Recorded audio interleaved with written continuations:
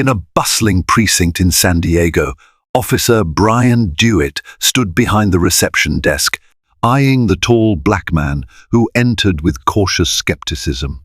The man wore a neatly pressed navy uniform, decorated with ribbons that gleamed under the fluorescent lights, but to Dewitt, it was all for show.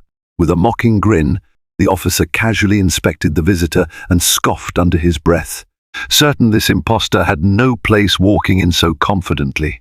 Little did he know, the man he was so eager to dismiss carried credentials few others on this earth could claim, a highly classified Navy SEAL record that would soon stop the laughter cold. Brian Dewitt had been on desk duty at the San Diego Police Department's main station for months, ever since a minor internal complaint forced his superiors to remove him from street patrol. His new position behind the reception desk was, for him, a humiliating punishment. He missed the adrenaline rush of pulling people over, issuing tickets, and feeling the weight of authority rest heavily upon his broad shoulders.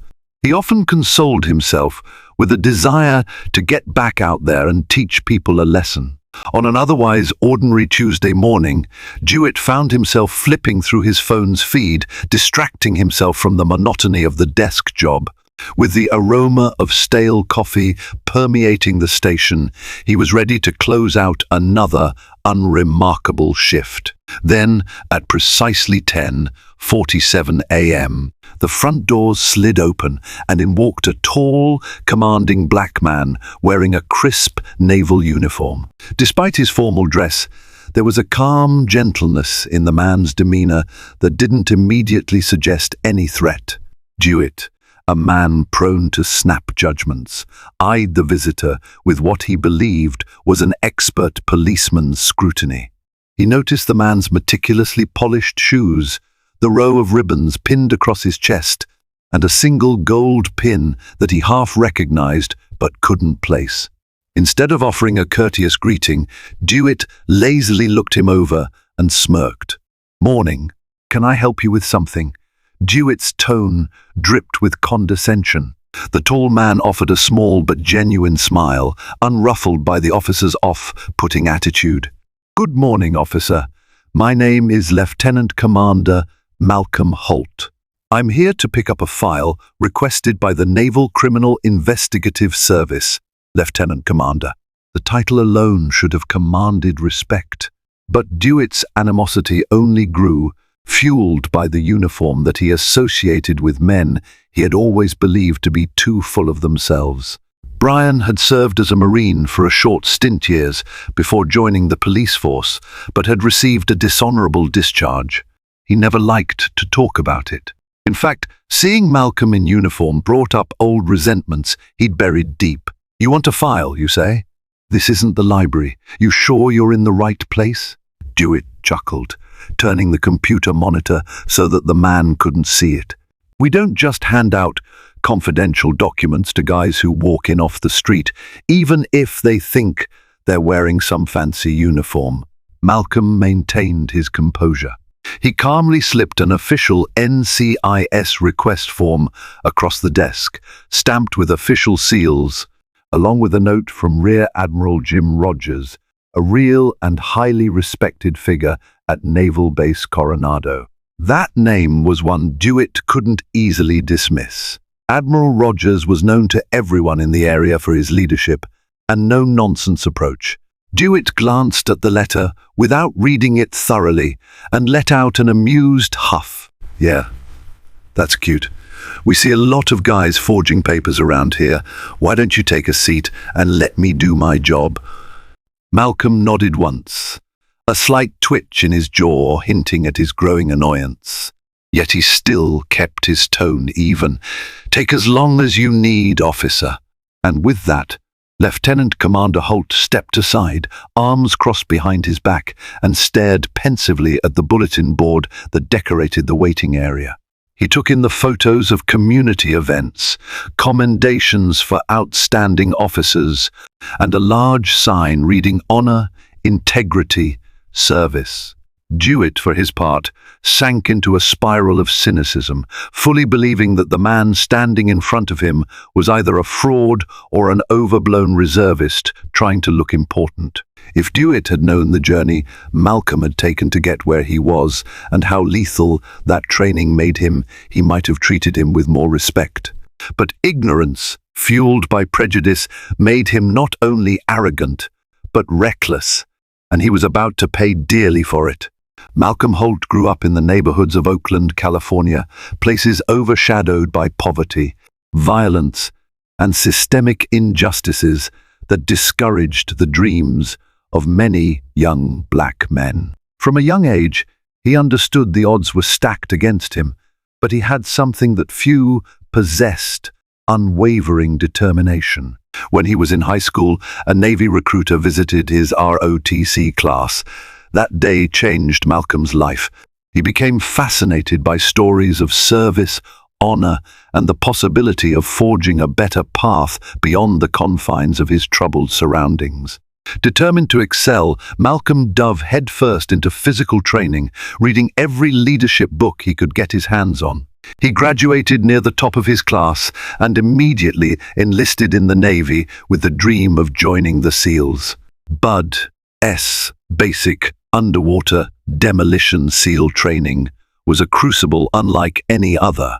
6 grueling months of punishing physical and mental challenges tested Malcolm's mettle every single day. Out of more than 200 men who started in his class, only a handful, barely 30, completed the training. Malcolm was among them. He could still recall the heartbreak of seeing some of his closest friends drop out or get injured. But he pressed on. He pressed on for the life he wanted, for the sense of purpose he refused to relinquish. With his shiny new trident pinned to his uniform, an emblem known colloquially as the Budweiser, Malcolm reported to Coronado, California, to join one of the most prestigious SEAL teams in the country. Over the years, he deployed numerous times, leading missions across the globe. He rescued hostages, thwarted terrorist plots, and earned commendations that spanned nearly every inch of his uniform. Yet even with all that distinction, Malcolm remained calm, collected, and respectful. He carried himself with humility, never flaunting his achievements. The only time he allowed his resume to speak for itself was when duty demanded it. So on this day, in the middle of the police station, as the uniformed officer sneered and took delight in keeping him waiting, Malcolm wrestled internally with whether to speak up or continue to endure. He was used to others underestimating him. He had faced that prejudice all his life. But the day was young, and the situation would soon escalate beyond anything either man expected. Officer Dewitt lazily fumbled through the station's filing system, occasionally glancing in Malcolm's direction. That mocking grin never left his face. Each second that passed was an insult to Malcolm's patience, but he remained quiet, letting the officer go through whatever unhelpful motions he felt compelled to perform. 3 other officers bustled around the lobby, helping civilians and taking statements. None seemed to notice the tense exchange. Dewitt's phone buzzed, prompting him to pause and check it. Malcolm watched as the officer scrolled through a text message, smirked, and began typing a lengthy reply. Minutes ticked by. "I thought you were looking for a file," Malcolm finally said, his voice calm but firm. Dewitt cast him a sideways glance. "I am, but let's not forget, we handle a lot of official business here. Your request isn't my priority. I'll get to it when I get to it." Malcolm sighed, nodding slowly. Understood. He reached for his phone, intending to call his NCIS contact to confirm the request was indeed processed and expected. Just as Malcolm dialed the number, Dewitt barked, Hey, no cell phones in here. This is a secure facility." Malcolm paused mid-dial, looking around at the other officers openly texting. "Officer Dewitt, if you check with Lieutenant Victor Alvarez of NCIS, he'll confirm everything. That might speed up the process."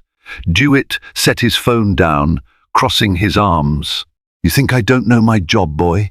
He spat out the last word with a condescending drawl, letting it hang in the air like a foul stench. Malcolm's jaw tightened. The disrespect wasn't lost on him. He'd encountered racism in the service, in foreign countries, in old community haunts now apparently here, in a place that promised honor, integrity, service. The irony was almost painful. Still, his discipline kept him from lashing out. He'd learned long ago that anger without control was a dangerous indulgence. "I never said that," Malcolm responded quietly. "Good," Dewitt sneered, returning to his desk. The tension was thick. Another officer, Detective Peterson, finally took notice. He walked over, looking from Dewitt to Malcolm. "Everything all right here?" "Fine," Dewitt replied curtly, "just trying to figure out if Lieutenant Commander Holt's documents are legit." Detective Peterson recognized the name Holt from an interdepartment briefing a week prior. He'd heard the man was a high-ranking Navy officer working with NCIS on a joint investigation. Peterson felt a spark of alarm. "Wait, is that the name from the Admiral Rogers letter?" Dewitt's brow knitted. "Maybe. I haven't read it closely," Peterson frowned. "Let me see it." The detective reached for the paper, but Dewitt snatched it away. "I got this, Peterson." Peterson raised an eyebrow but didn't push back immediately. He simply studied Malcolm, who acknowledged him with a respectful nod. Peterson took a step back and went about his business, making a mental note to keep an eye on the situation. Something about the dynamic set off alarm bells in his mind. He sensed an injustice brewing, but wasn't sure how to intervene without starting an interdepartmental argument. Minutes dragged into half an hour. Malcolm remained standing by the bulletin board, ignoring the pointed looks from Dewitt. Slowly, other officers realized something was off. Among them was Officer Carol White, who noticed the uniform's immaculate condition and recognized the significance of the various ribbons Malcolm bore. Approaching quietly, Officer White said, "Sir, can I get you some water or coffee while you wait?" Malcolm gave her a grateful nod. "Water would be wonderful, thank you." She disappeared down the hallway, only to return a moment later with a small paper cup. "I'm really sorry about the delay," she whispered sympathetically. Malcolm took the cup, giving her a reassuring smile. "I appreciate that. Thank you." Officer Dewitt noticed the exchange. He rolled his eyes at White, who scurried away, unwilling to provoke the older officer's ire. Dewitt had a reputation for being territorial and was known to lord over his colleagues. In the corner, Detective Peterson finally had enough. He walked to his own desk, rummaged through some paperwork until he found the references to Lieutenant Commander Holt's request. He spotted Admiral Rogers' official seal and recognized the coded reference that indicated a high-priority intelligence exchange. His heart quickened. This wasn't a trivial matter. Peterson returned to the lobby, stepping in front of Dewitt's desk. "We have a problem, Brian," he said under his breath. "That man's request is legit, extremely legit. The file is labeled Priority Charlie under cross-jurisdiction with NCIS. We need to get it to him, like yesterday." But Dewitt's pride was now in full swing. He refused to yield. "I'll check the system again," he retorted, "when I have the time. Doesn't matter if he's some two-bit lieutenant or Santa Claus, he'll wait until I say so." Peterson's mouth tightened. He knew pushing Dewitt too hard could provoke a scene, but ignoring it would be worse. The tension between these two men was stifling. At the very least, he could fetch the file himself. He excused himself to the records room, hoping to bypass Dewitt's stalling.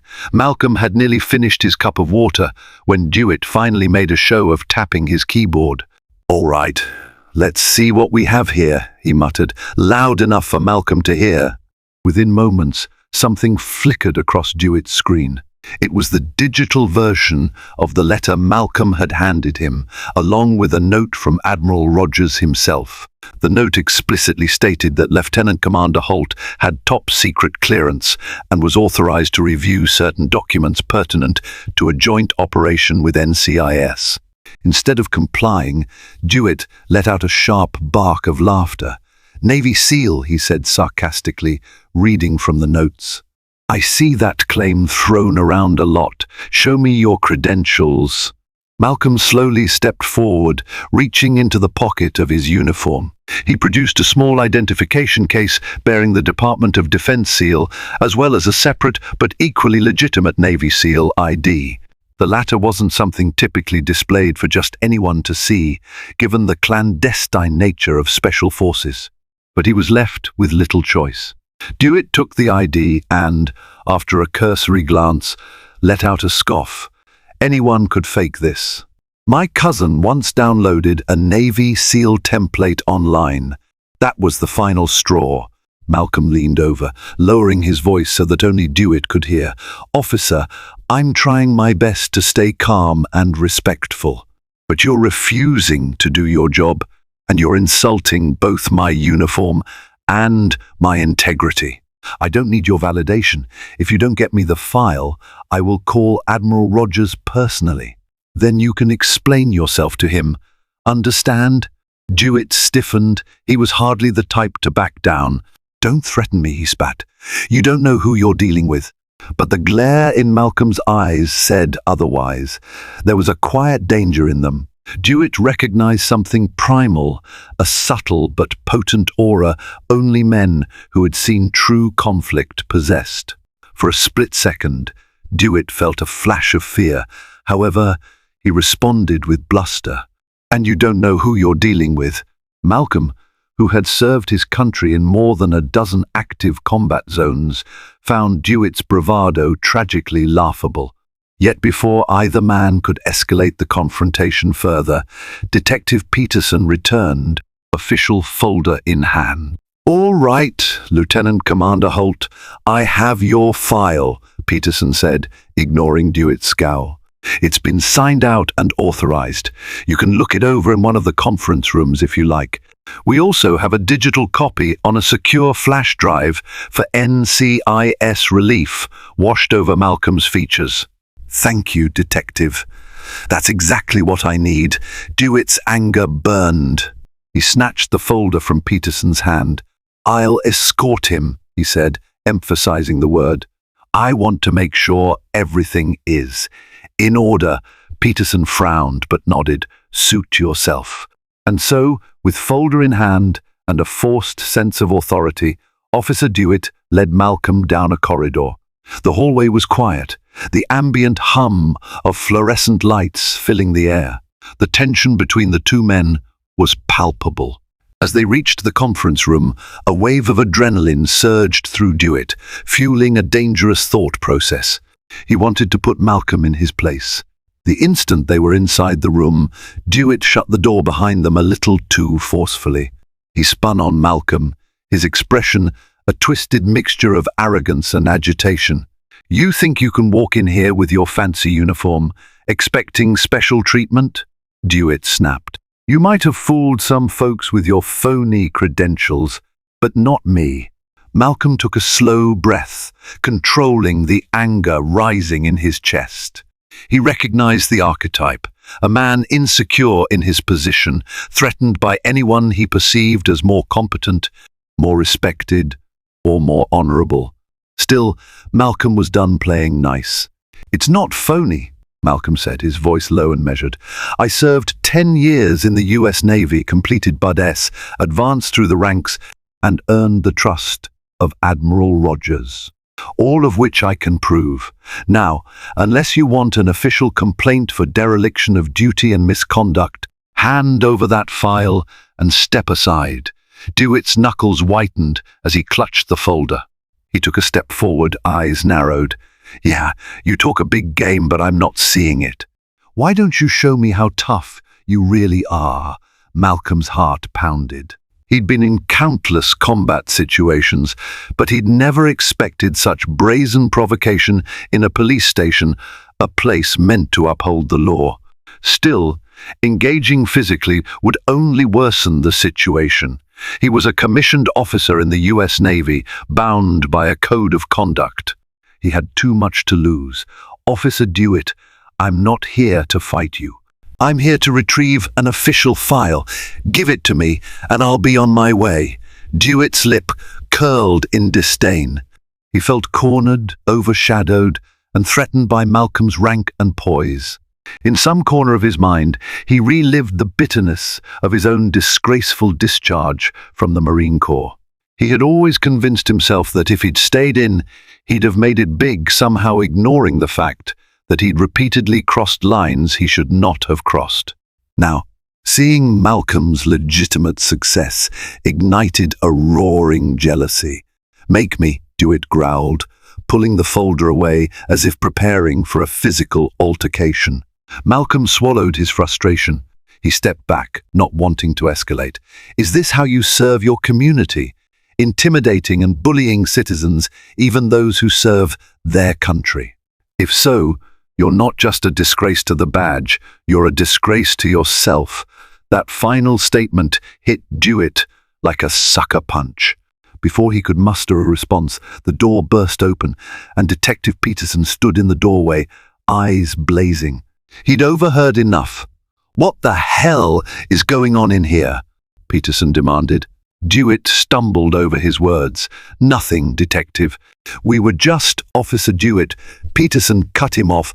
"I will personally file a report against you if you don't hand over that file to Lieutenant Commander Holt immediately." "Do I make myself clear?" The color drained from Dewitt's face. He glanced from Peterson to Malcolm, his defiance wavering.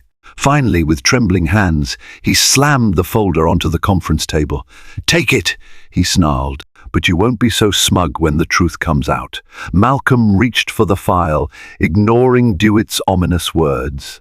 Peterson motioned for Dewitt to leave, which the officer did reluctantly, shooting Malcolm a final venomous glare. When Dewitt was gone, Peterson let out a slow breath. "I'm sorry, sir," he said to Malcolm. "He's been a problem here for a while.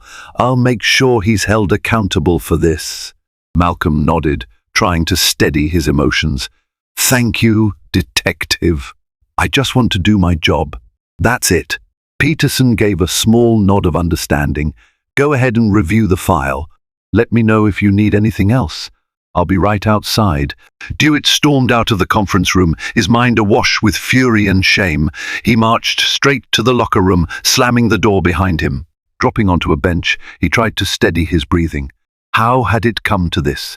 To be humiliated by a man he believed had no business stepping into his station. Suddenly, the door opened and Officer Carol White entered. She paused, seeing Dewitt's thunderous face, and cautiously approached. "Brian," she said softly, "are you okay? What happened?" Dewitt glared at her, as if her kindness was an affront. "Nothing. Just a disrespectful Navy grunt who thinks he's above the law." Officer White sighed. "He's not just a grunt. He's a Navy SEAL officer. High rank. We got the memo last week. He's working with NCIS on a critical case." "Shut it," Dewitt snapped, slamming his fist into the metal locker. "I know what he is, and I don't care. He's going to regret disrespecting me." White's eyes flickered with worry. "Brian, let it go. If you escalate, it'll only make things worse for you." She could see the unbridled anger in Dewitt's gaze.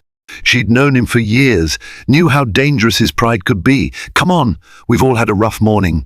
Let's just do our jobs and move on." But her words fell on deaf ears.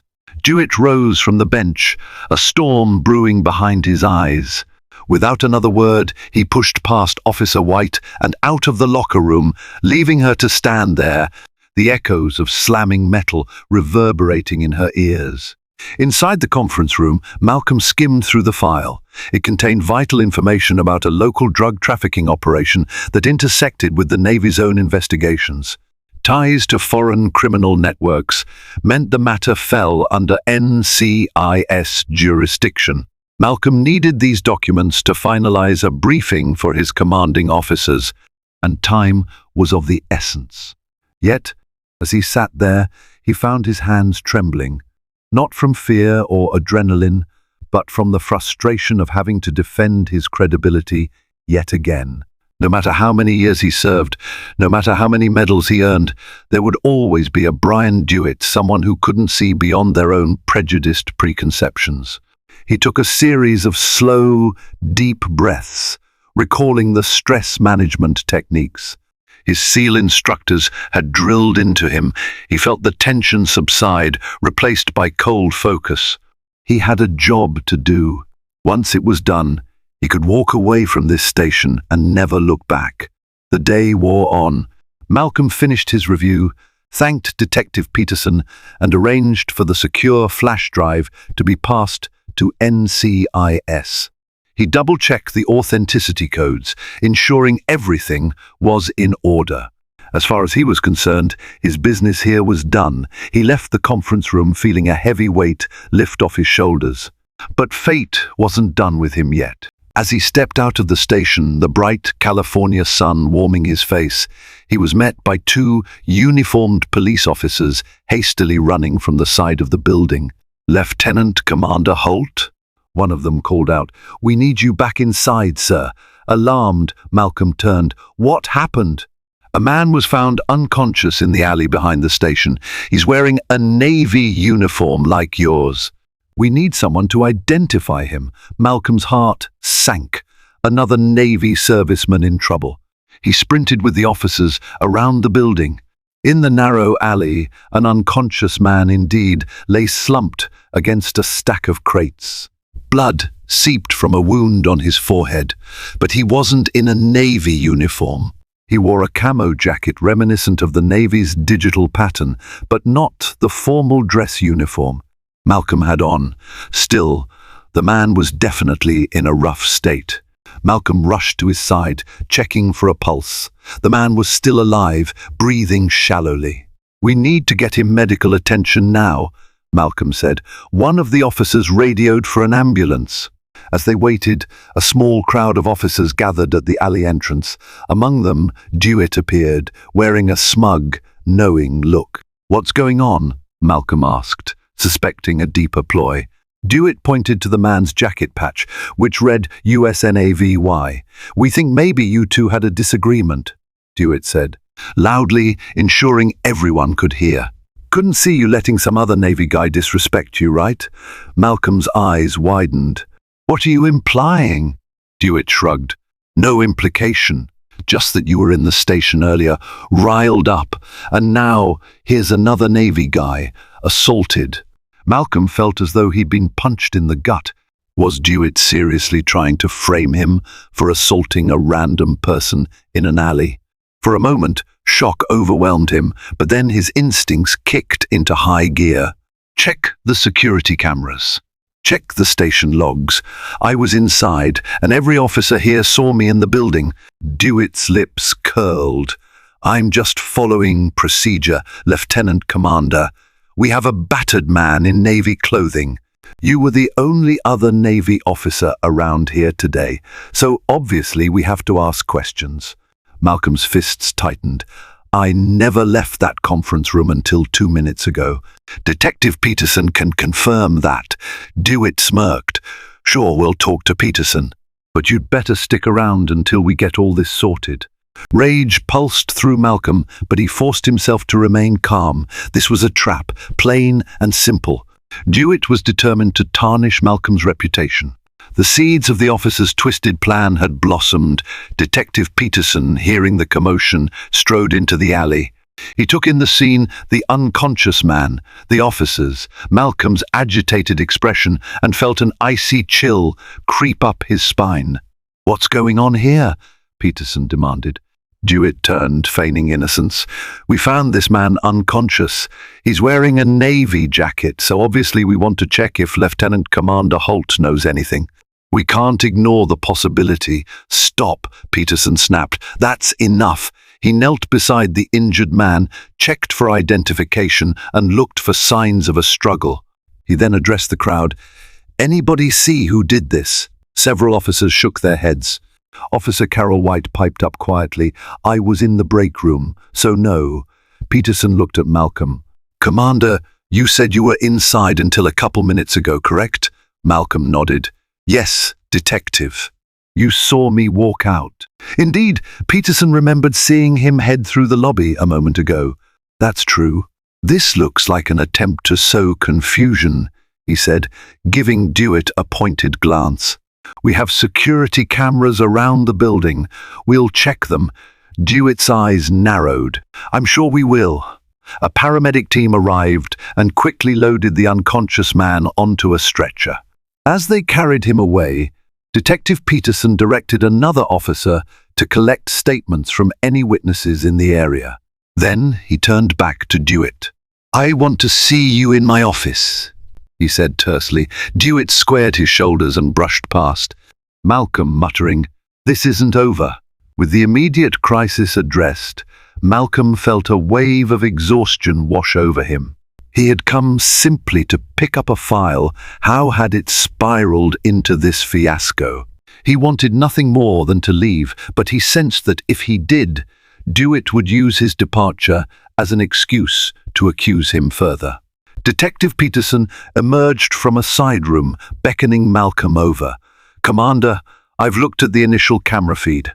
You never left the building until the moment we asked for your help. The footage shows that the unknown man stumbled into the alley from the opposite side of the street. There's no evidence linking you to him. I'm sorry you had to endure that." Malcolm exhaled in relief. "Thank you, Detective. I would like to file an official complaint about Officer Dewitt's conduct today." Peterson nodded solemnly. "I understand.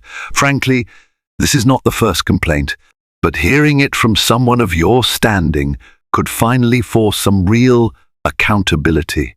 Let's handle the necessary paperwork." Before they could move, however, the station's phone rang. Peterson answered. His face paled. "Wait, he's regained consciousness? He's claiming what?"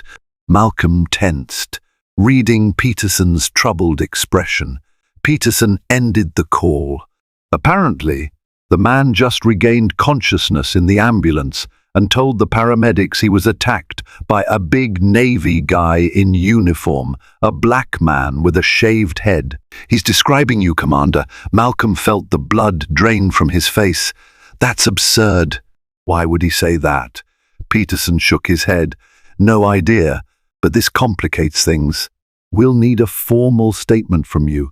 We'll also need to consider the possibility that Dewitt put him up to it or coerced him somehow." Malcolm stared, stunned. "This is madness." Peterson placed a reassuring hand on Malcolm's shoulder. "Don't worry, we have the security footage. It's bulletproof evidence that you weren't in the alley, but we'll have to go through the motions." In the recesses of his mind, Malcolm recalled dangerous missions overseas where local insurgents would create false stories to frame American forces. Never did he imagine he'd face something so underhanded on his own soil from the very institutions meant to protect him. For the next hour, Malcolm provided a detailed statement, meticulously recounting his every move from the moment he arrived at the station until the present. Detective Peterson corroborated the timeline with multiple surveillance angles. Sure enough, the footage was crystal clear. Malcolm didn't step foot outside until the officers requested his help. Meanwhile, Officer Dewitt lingered in the background, discreetly observing. Malcolm could sense the man's growing panic as the evidence mounted in Malcolm's favor. The seeds of a false story were wilting under the harsh light of fact. However, the matter of the assaulted man identified as Eddie Coleman, a known petty criminal who had been arrested multiple times for impersonating military personnel, still needed resolution. Why was he wearing a Navy jacket? Had Dewitt planted the idea in Coleman's mind to point the finger at Malcolm? Or was Coleman looking for a quick payday, hoping to blackmail a high-ranking officer? Detective Peterson hypothesized that it might be both. Finally, Peterson informed Malcolm he was free to go. "Commander Holt, the department will be launching an internal investigation into Officer Dewitt's conduct. Trust me, we'll get to the bottom of this." Exhausted and disheartened, Malcolm nodded. He offered a firm handshake. "Thank you for doing the right thing, detective." Without another glance at Dewitt, Malcolm exited the station. The crisp evening air greeted him, feeling like a release after hours of tension. He vowed he wouldn't be caught off guard again. If Dewitt planned further retribution, Malcolm would be ready. 2 days later, just as Malcolm was beginning to hope the ordeal was behind him, an unexpected phone call rattled his peace. It was from a Navy colleague, Petty Officer Laron Whitley, who had been investigating petty thefts on base.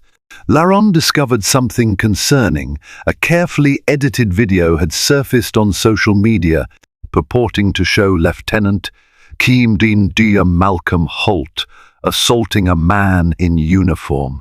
It was a grainy, low-resolution clip, but the face and voice were manipulated to resemble Malcolm's. Malcolm felt a flare of outrage. This was a next-level smear campaign. It was the kind of dirty trick that could ruin a man's entire career if people believed it. The origins of the video were murky, but the timing was too perfect to be a coincidence. Someone wanted to destroy Malcolm's reputation. He called Detective Peterson, who confirmed that a similar rumor had begun circulating among some officers. "I'm sorry, Commander. Dewitt's probably behind it. But we can't prove anything yet. The station's network doesn't show any signs of tampering. He must be using a personal device, or who knows what else." Malcolm felt his stomach twist. His top-secret clearance depended on an unblemished record. Even though the video was obviously faked, the mere existence of such evidence could cause complications. The Navy took allegations of misconduct extremely seriously, especially among officers of Malcolm's rank. Yet he resolved not to cower. He reached out to Admiral Rogers, laid out the entire situation, and provided the real evidence station timestamps, Detective Peterson's statements, and the security footage. Rogers was furious on Malcolm's behalf. "I'll handle it," the Admiral said curtly. "No one smears one of my officers on my watch. I'll make some calls." Not long after, Internal Affairs investigators arrived at the San Diego Police Department, propelled in part by Admiral Rogers' call to the mayor. They combed through logs, footage, and computer records. Dewitt, furious at the scrutiny, tried to feign innocence, but cracks appeared in his story. Furthermore, the battered man in the alley, Eddie Coleman, changed his statement multiple times. Under pressure, Coleman eventually admitted that someone had paid him $200 to lie about the assault, though he refused to name who.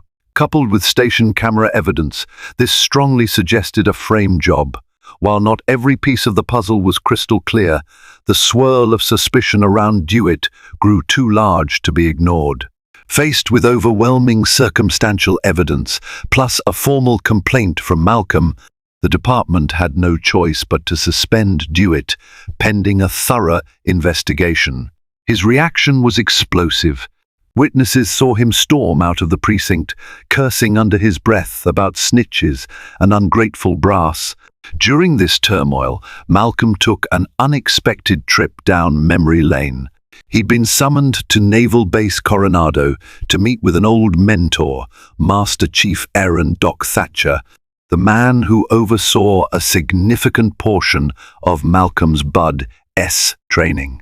Thatcher listened patiently as Malcolm recounted the ordeal, from Dewitt's sneers to the false assault accusation. A wise, battle-hardened SEAL with a grey-streaked beard and iron handshake, Thatcher patted Malcolm's shoulder.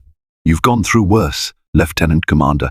You've had bullets whizzing over your head in Afghanistan, endured freezing waters off the coast of Virginia, and faced unspeakable violence to protect this country. A small man like Dewitt can't break you." Malcolm nodded, feeling an odd mixture of relief and bitterness. "I know, Master Chief, but it's frustrating. I expected more from our law enforcement. We're supposed to be on the same side, you know? Thatcher sighed. Hatred and envy don't follow logic. Remember, your legacy isn't defined by petty people. It's defined by your actions, your honor, and your contributions. Keep doing what you do best. Let the brass handle this weasel. It was the pep talk Malcolm needed. Renewed by Thatcher's words, he focused on his duties, continuing his joint work with NCIS as the investigation into Dewitt churned on. Weeks passed, and slowly, pieces of Dewitt's plan came into sharp focus. Internal Affairs discovered that Dewitt had repeatedly accessed the station's surveillance system without authorization. He'd also been in touch with Eddie Coleman before the day in question. Phone records confirmed multiple calls. It all pointed to a deliberate attempt at framing Malcolm. When confronted with this evidence, Dewitt doubled down on his denials, weaving ever more elaborate lies. But each lie only further entangled him. Eventually, facing near certain dismissal, Dewitt went AWOL. He failed to appear for a crucial internal affairs hearing. Detective Peterson, Officer White, and others in the department lamented the shame Dewitt had brought upon them. They served the community with pride, only to be overshadowed by his treachery. Public relations took a hit as rumors of racism and corruption rippled through local media. The department leadership scrambled to reassure residents that this was an isolated case, that real accountability was underway. One crisp morning, as Malcolm returned from a run on Coronado Beach, he found a figure loitering by his car in the parking lot. Approaching cautiously, he recognized Dewitt. The ex-officer looked disheveled, eyes bloodshot, stubble lining his jaw. Malcolm's senses went on high alert. This was a cornered man with nothing to lose. "Can I help you, Officer Dewitt?" Malcolm asked, maintaining distance. Dewitt let out a mirthless laugh. "Funny you should still call me officer. I'm suspended, facing termination. Think that satisfies you?" "This was never about my satisfaction," Malcolm said. "This is about justice and accountability." Dewitt scoffed. "Don't lecture me on accountability. I gave years to the Corps, then to the Force. And what do I have to show for it? A tarnished record, thanks to men like you who always show me up." Malcolm shook his head. "You're the one who put yourself in this position." Rage twisted Dewitt's features. He lunged forward, throwing a wild punch aimed at Malcolm's face. Malcolm, reflexes honed by countless close-quarters combat drills, sidestepped and deflected the blow easily. Dewitt stumbled but lashed out again. This time, Malcolm blocked with his forearm, stepping into a controlling maneuver. "Stand down," Malcolm warned, voice resonating with the authority of a seasoned SEAL. But Dewitt was beyond reason. He managed to wrench himself free, pulling a small concealed knife from his jacket. The sun glinted off the blade as he slashed wildly. For a split second, Malcolm's mind flashed back to the chaos of a firefight in Iraq, only here. It was his own homeland, his own neighbor turned adversary. Moving with fluid, trained precision, Malcolm sidestepped the knife strike, pivoted behind Dewitt, and trapped his arm in a joint lock that forced the blade from his fingers. With a single well-placed maneuver, Malcolm wrestled Dewitt to the ground, pinning him face first in the sand. Chest heaving, Malcolm ground out, "Drop it. Stay still." Dewitt, pinned and breathless, finally lay motionless. A small crowd of joggers and beachgoers gathered, shocked at the altercation. Among them, an off-duty police officer recognized Malcolm's uniform from base and quickly radioed for backup. Malcolm, trembling from the surge of adrenaline, kept Dewitt's arm locked until uniformed officers arrived. They swiftly cuffed Dewitt, who spewed curses and threats, spittle flecking the corners of his mouth. For Malcolm, the scuffle ended as quickly as it began. His heart pounded with the realization that if Dewitt had succeeded with that knife, the outcome could have been deadly. In the days that followed, Dewitt was charged with attempted assault with a deadly weapon, in addition to facing departmental termination for misconduct, conspiracy to frame a fellow serviceman, and other related offences. The local press ran stories on the incident, casting Dewitt as a rogue officer fueled by bitterness and bigotry. Malcolm, though relieved, felt no real satisfaction in seeing another man's life crumble. But justice was justice. Admiral Rogers commended Malcolm for his restraint and for upholding the integrity of the Navy. Detective Peterson offered a personal apology, stating that Dewitt was a stain on our department, and we're sorry you had to go through that. Malcolm's superiors praised his calm under pressure. While the fabricated video circulated for a time, the truth ultimately prevailed, thanks to the real footage and multiple witness accounts. The Navy stood by Malcolm, reaffirming his top-secret clearance and awarding him an official commendation for exemplary conduct in the face of baseless provocation. Hard karma soon took center stage for Dewitt. Stripped of his badge and facing criminal charges, he found himself alone in a small holding cell, ironically the same kind he used to fill with suspects. Word spread that he couldn't afford a lawyer with the job gone and the mounting fines. The men he once called criminals regarded him with scorn when he walked into the courthouse in an orange jumpsuit, wrists shackled. During the trial, the prosecution presented damning evidence of his collusion with Eddie Coleman, the phone records and the doctored social media video. Dewitt's defense crumbled. He pled guilty in a last-ditch effort to reduce his sentence. The judge, however, citing the egregious nature of his betrayal of public trust, imposed a stiff prison term. In that moment, eyes rimmed red, Dewitt locked gazes with Malcolm, who had come to testify to set the record straight. Malcolm returned his stare with quiet resolve. There was no hatred in Malcolm's eyes, only a weary sadness for what could have been different if Dewitt had chosen another path. Weeks turned into months. Eventually, the city moved on from the scandal. Officer Carol White stepped up as a community liaison, organizing events to rebuild trust. Detective Peterson continued his diligent work, his star rising as a beacon of fairness and accountability. Eddie Coleman, when freed from custody, disappeared into another city, hopefully learning that false accusations can backfire spectacularly.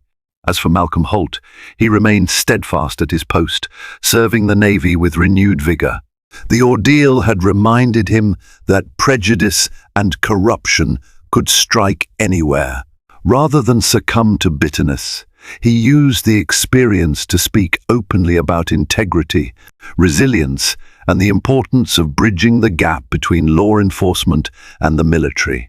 No longer just a dedicated Navy SEAL, Malcolm also became a local advocate, partnering with community leaders to foster mentorship programs for at-risk youth kids who, like him, once faced long odds.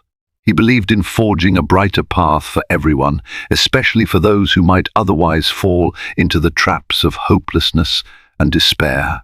Sometimes, on weekends, passers-by could spot Lieutenant Commander Holt jogging the beach at Coronado, looking out to the Pacific with thoughtful eyes. He'd push himself through the sand with the same determination he had as a 17-year-old kid in Oakland, ready to take on the world. And in quiet moments, he'd remember the time a cop laughed at him in uniform, not knowing he was about to confront the credentials of a highly trained Navy SEAL, an encounter that ended in a reckoning for everyone involved. And that, friends, is the riveting tale of how one officer's arrogance led to his own downfall and how a courageous Navy SEAL named Malcolm Holt upheld his honor despite every obstacle thrown at him. In the end, justice triumphed. Dewitt's prejudice and schemes couldn't extinguish the light of truth, and Malcolm's unwavering discipline and integrity shattered every false accusation. Whether we face injustice, doubt, or our own inner demons, the lesson is clear: doing what's right, Standing strong and staying true to our values will always outshine the darkness.